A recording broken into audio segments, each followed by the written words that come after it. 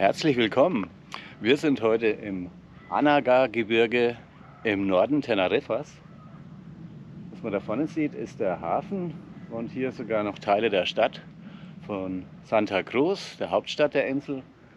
Allerdings ist es hier überhaupt nicht irgendwie städtisch. Wahnsinn, ein sehr wenig besiedeltes, bergiges Gebiet mit gigantischen Bergen. Wir sind hier auch genau auf dem Bergrücken. Man sieht es hier drüben, wo die Wolken vom Atlantik hier rüberziehen. Ein tolles Schauspiel. Unsere heutige Tour ist eine angeblich sehr einsame Rundtour.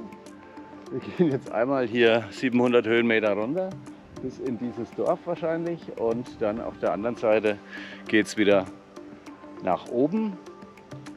Und wir sind mal gespannt, wie die Tour heute wird. Wenn ihr Lust habt, kommt mit.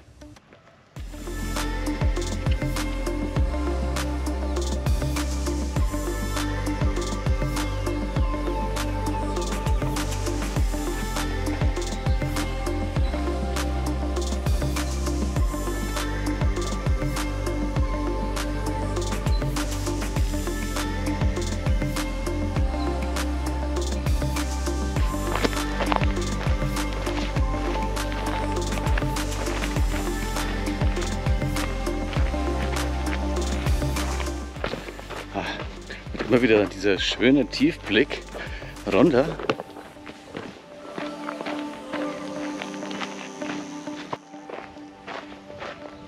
Also hier sind gefühlt alle Pflanzen noch ein Stückchen größer als auf dem Rest der Insel.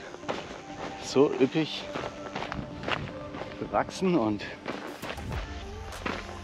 schaut ein bisschen aus wie so ein Spazierweg durch so einen botanischen Garten hier.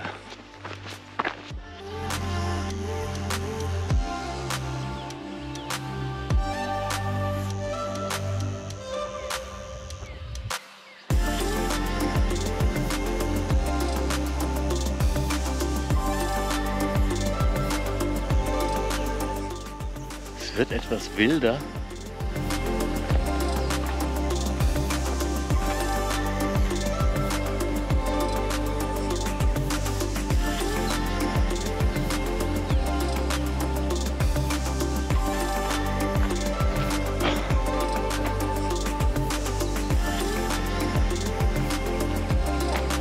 Kakteenweg, könnte man auch so nennen.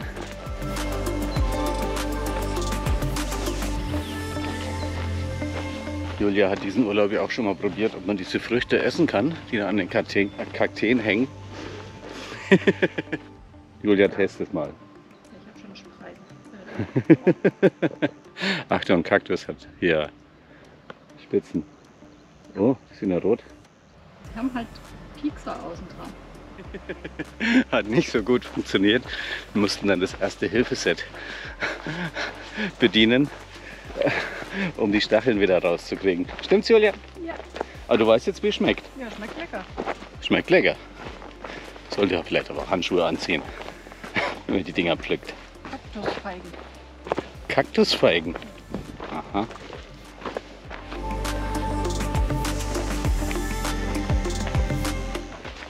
Wir sind jetzt circa 2 Kilometer vom Startpunkt entfernt und der Weg wird immer wilder. Schön.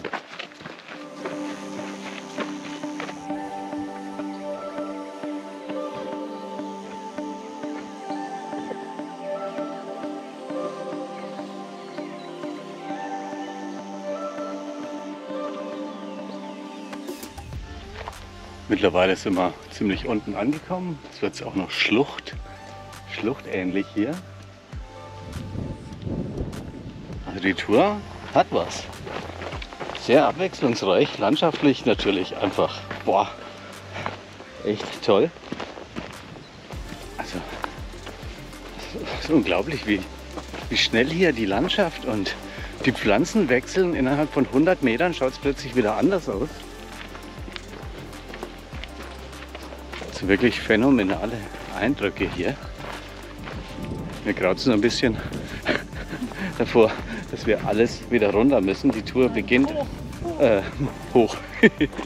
Die Tour beginnt am höchsten Punkt, geht die eine Hälfte nur bergab und die andere Hälfte dann nur bergauf. Aber jetzt freuen wir uns erstmal am Bergab hier.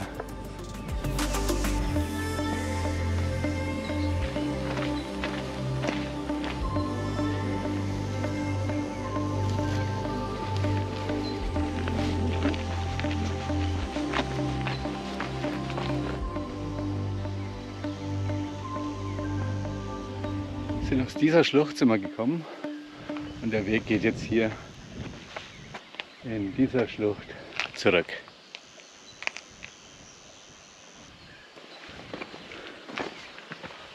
Casa Forestal, Casa de la Cumbre. Also der Einstieg in diesen Aufstieg ist ganz schön. Und hier hat es jetzt auch wieder ganz andere Kakteen als drüben.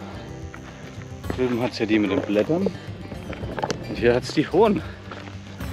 Ja, keine Ahnung warum.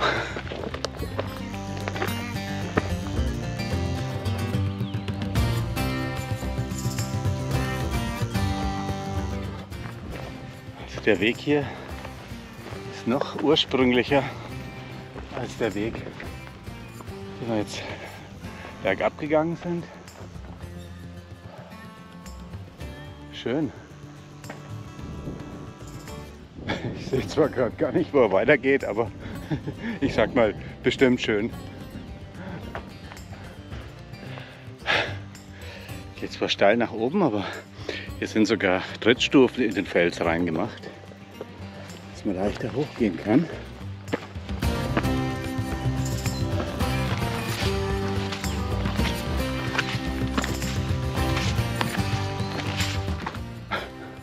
Keine Idee, wo hier ein Aufstiegsweg sein soll, aber lassen wir uns überraschen.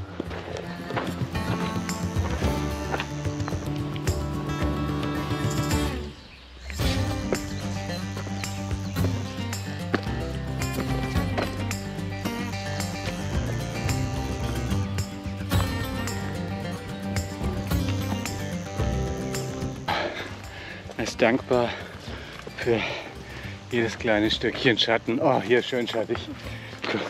Kurze Trinkpause. Für diese Tour viel Wasser mitnehmen.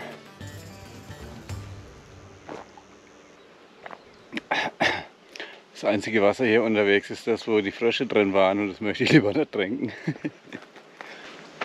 Hier kommt auch Julias Nuckelmaschine voll zum Einsatz. Wie viel Liter ist denn drin? Eine Blase. 1,5 Liter.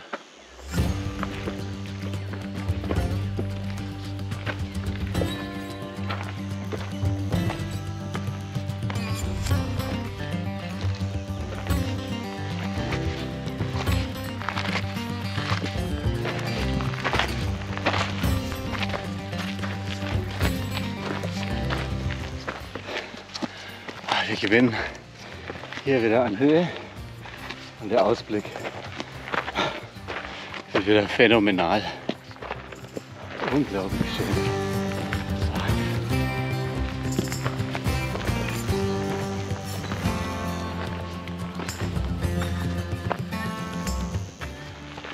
Das erinnert jetzt schon richtig an Bergweg hier. Bis auf die Vegetation, nicht anders als in Österreich.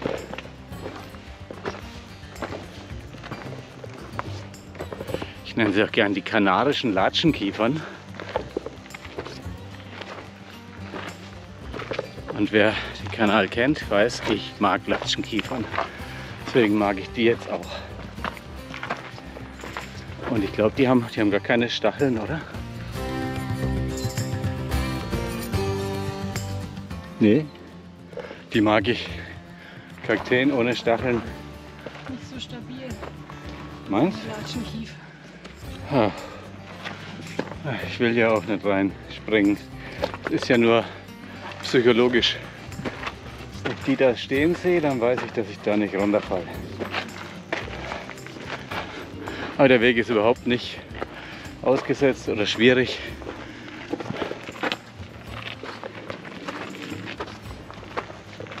breit und gut zu gehen. Also gefühlt sind wir jetzt schon ganz schön hoch, wenn ich mir so die Nachbarhügelberge anschaue.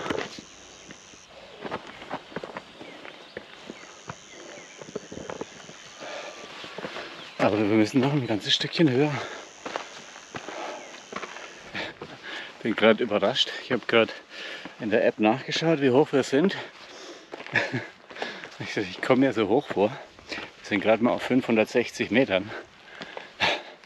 Aber trotzdem schon über den Wolken. Interessant.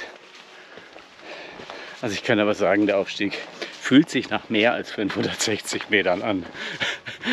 Das garantiere ich.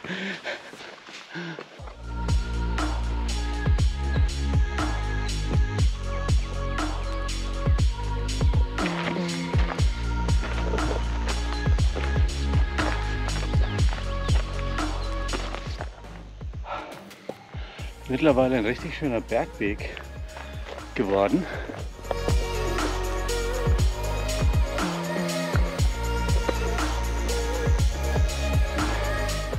Ist jetzt aber trotzdem nicht als Warnung zu verstehen. Es geht zwar steil runter hier, aber sehr gut zu gehen, gut ausgebaut. Und Profi-Tipp: wenn man Angst hat, einfach nicht runter gucken.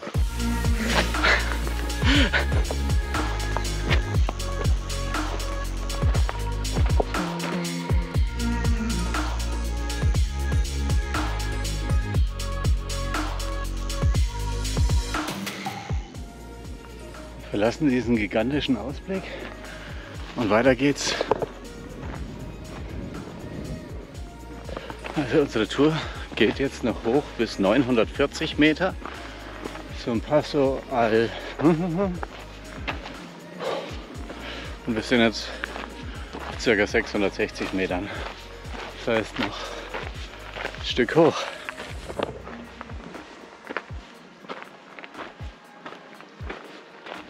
Aber jetzt kommt wenigstens gleich wieder auch ein bisschen mehr Schatten.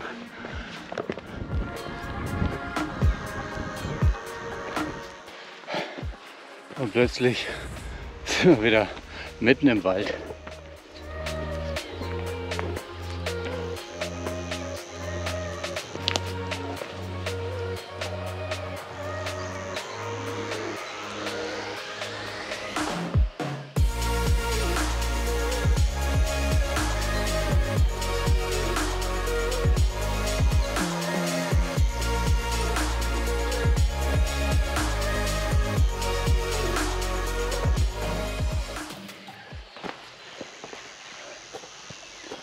Hat hier schon ein bisschen was von so einem verwunschenen Märchenwald.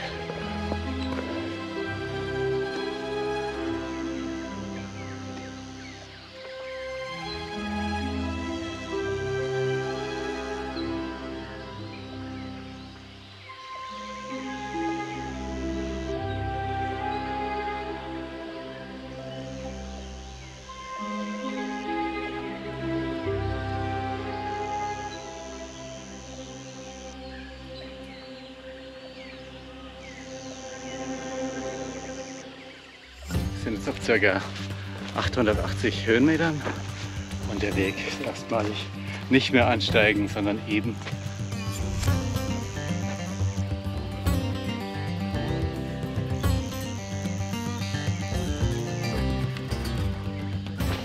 So, und die Tour endet direkt am Wanderparkplatz.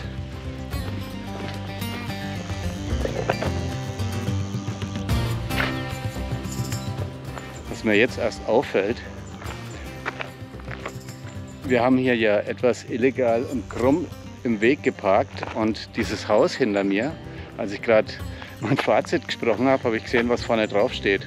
Das ist die Polizeistation. Deswegen ist auch ja, also wir haben direkt auf dem Polizeiparkplatz falsch geparkt, aber das Auto steht ja noch da und kein Strafzettel. Also zumindest steht das Auto dann sicher, wenn man hier parkt. Der Polizei. Jetzt noch einen der vielen Aussichtspunkte hier oben noch. Ja, jetzt, oh, jetzt der Blick hier endlich mal. Klasse. Aber nochmal ein Blick auf unsere Tour heute. Man kann teilweise sogar den Weg erkennen. Mit diesem genialen Blick hier auf unsere Tour von heute. Nur eine kurze Zusammenfassung. Eine traumhaft schöne Runde mit 7 Kilometern, 650 Höhenmetern. Ein wunderbarer, schön angelegter Weg und einfach traumhafte Aussichten, tolle Natur, sehr, sehr abwechslungsreich, eine Top-Empfehlung.